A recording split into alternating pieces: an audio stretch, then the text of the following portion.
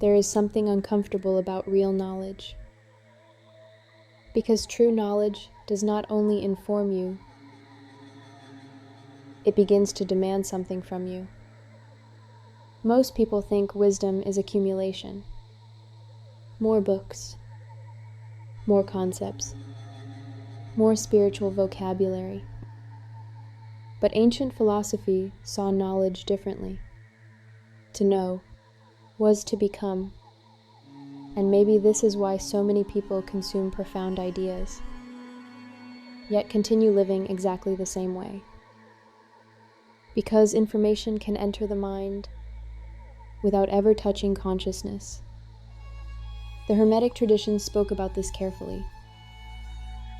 Knowledge unused becomes weight. Potential without embodiment slowly transforms into inner conflict. You can repeat philosophical truths for years and still remain psychologically asleep. Because wisdom was never meant to decorate the ego. It was meant to reorganize the self. And maybe that is why transformation feels difficult. Because every real insight silently asks for sacrifice. Not sacrifice of pleasure, but sacrifice of unconsciousness. The moment you truly understand something, you can no longer pretend you do not see it. And that changes everything. Maybe this is why human beings resist awareness so much. Because awareness dissolves excuses. The moment you perceive your own patterns clearly, something uncomfortable happens. You realize your suffering is not only caused by the world, part of it is repetition, conditioning, emotional automation. And the mind does something strange when confronted with this. It tries to escape through distraction, through noise, through endless stimulation, because silence exposes what unconsciousness was hiding.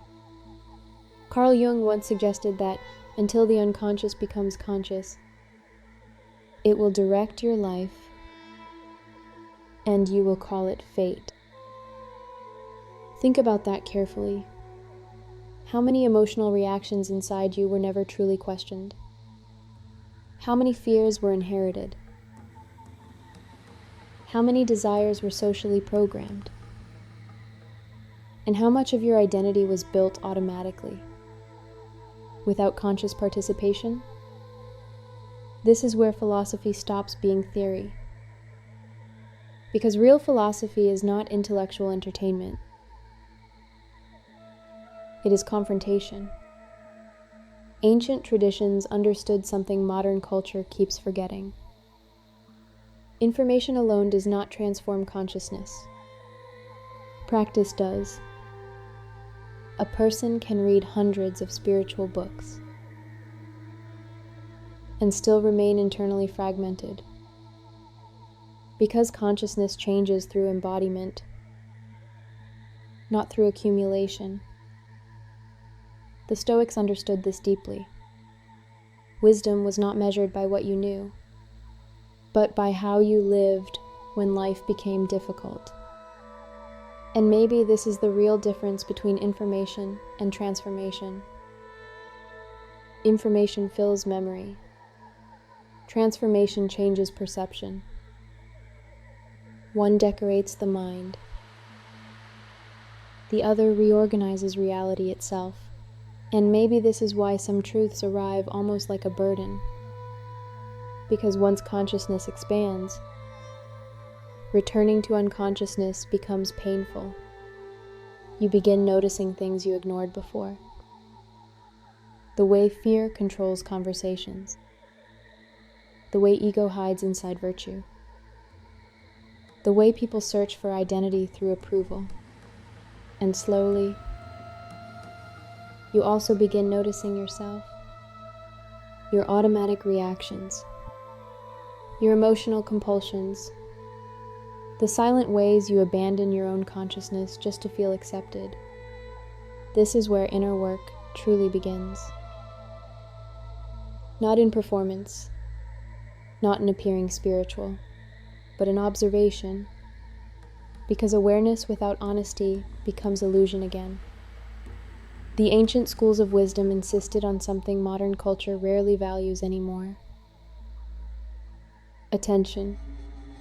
Not fragmented attention, not distracted attention, but sustained consciousness directed intentionally. Where your attention goes, your inner reality slowly follows.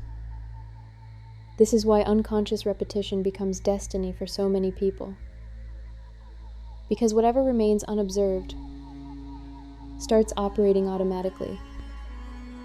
And maybe the most dangerous prison is not external limitation, but psychological sleep. Living years without truly seeing yourself, repeating inherited emotions, repeating inherited fears, repeating inherited ambitions, thinking you are choosing consciously while merely reacting mechanically. But something extraordinary begins the moment a human being becomes present enough to observe themselves deeply. Because observation interrupts automation, and consciousness interrupts repetition. That is why so many spiritual traditions speak about awakening.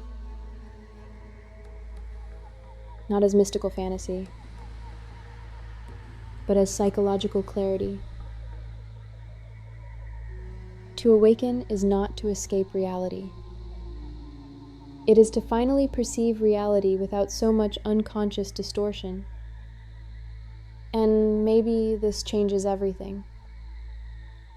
And maybe the greatest human prison is believing consciousness is only thought, when in reality, consciousness is direction. It is what you feed every single day, even without noticing, because every form of attention is energy. And every sustained energy becomes identity. First, you look at something, then you think about it, then you react from it, until, without realizing, it begins to define you. This is how habits become personality. This is how fear becomes destiny. This is how entire cultures program consciousness without people noticing. The Kybalion said everything vibrates, but very few people truly understand the weight of that, because vibration is not merely something mystical. It is emotional repetition, mental frequency, an internal state sustained over time. And the longer you remain in a state, the more natural it feels, even when it destroys you. Maybe that is why so many people confuse suffering with personality. I am anxious. I am insecure. That's just who I am. But notice the trap hidden inside those phrases. They transform temporary states into fixed identity. And identity is one of the most powerful forces in the human mind, because you will always try to behave consistently with what you believe yourself to be. That is why real transformation does not begin only by changing behavior. It begins when consciousness stops seeing itself the same way. And maybe this is exactly where knowledge becomes dangerous, because once you see this, you can no longer pretend unconsciousness. You begin noticing what feeds your mind, what drains your energy, what reduces your perception, what keeps your consciousness trapped in repetition. And slowly, something changes. You stop living only reacting to the world and begin observing who inside you is reacting. Maybe awakening consciousness was never about collecting answers. Maybe it is realizing how much of your life was running automatically. Because an unconscious mind does not choose direction. It only repeats patterns. But awakened consciousness begins interrupting cycles. And the moment a pattern is observed with presence, it already begins losing power. Maybe this is the true meaning of transformation, not becoming someone else, but finally stopping the nourishment of what was never your essence. Axis Soul.